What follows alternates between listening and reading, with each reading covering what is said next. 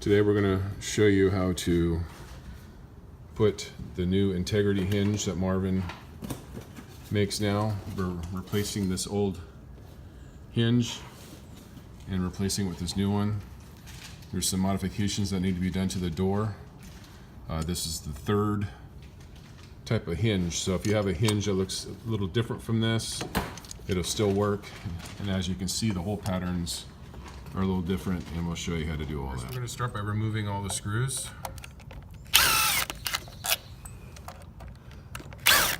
The two hinges.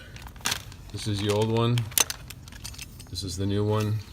We need to drill the door to compensate for this new change here. We're going to take some wood doweling, some 1/8 inch that we got from the hardware store, and we're going to fill these holes. We got the wood doweling in there.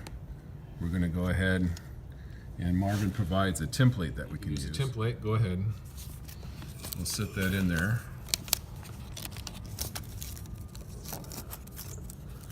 And mark the new placements of the screws.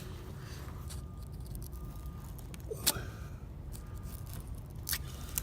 so we got all the holes marked where we're going to drill the mortise in, the hinge. You can use a 5/8 spade bit or a 5/8 Forester bit. Also, if you don't have a template available to you, I've also put this hinge in there. And then I've taken a hammer and I've give it a whack, and that will cause that to dent back here, and that way you can see an outline of it. But if you have the template, use that.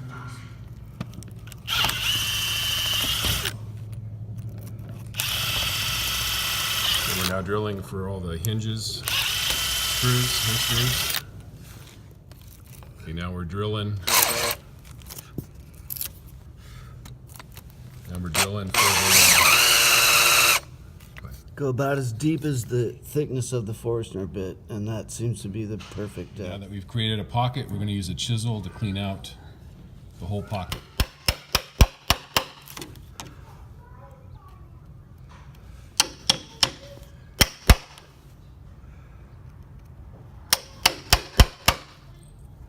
Okay, now my partner's got this cleaned out to accept the new hinge.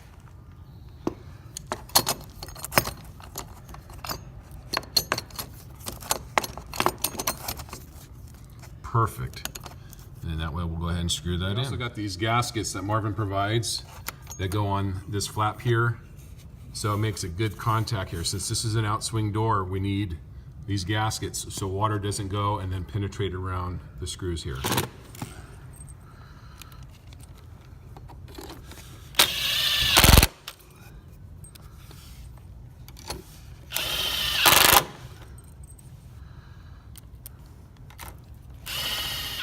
Very important thing to note that Marvin provides stainless steel screws, and the heads of these screws break off relatively easy because there's a bar of aluminum that is behind here to reinforce this frame.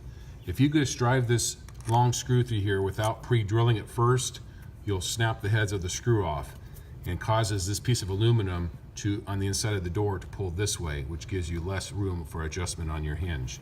So we're going to go ahead and put this long screw in by pre-drilling first.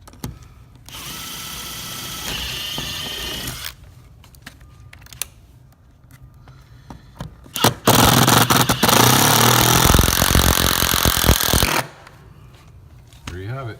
That's how you retrofit the new hinge to take place of the old hinge. And the only things that need to be done now is to adjust it. The screw here, if you go righty-tighty, it'll move the hinge tighter to the jamb. Lefty-loosey will bring it this way. Then underneath the barrel of the hinge, if you go righty-tighty, it'll move it up. If you go lefty-loosey, it brings it down.